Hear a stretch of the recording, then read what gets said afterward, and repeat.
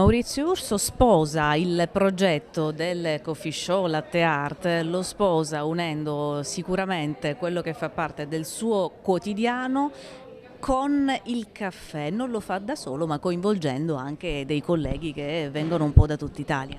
Beh sì, è un po' una novità se vogliamo, però è anche curiosità, perché è vero che dobbiamo mantenere quello che è la nostra tradizione, il nostro territorio, però con i nostri piatti della tradizione, con la nostra cultura enogastronomica, perché non azzardare il caffè?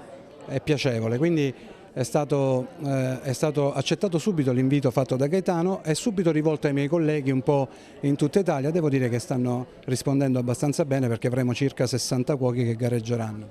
Cosa succederà materialmente? Materialmente succederà domani, che è domenica, 4 nostri amici chef stellati che saranno praticamente Raffaele Liuzzi, Silvio Salmoiraghi, Giampaolo Raschi e Tiziano Rossetti faranno uno show cooking abbinando il caffè a quella che è la loro tradizione enogastronomica perché non sono siciliani.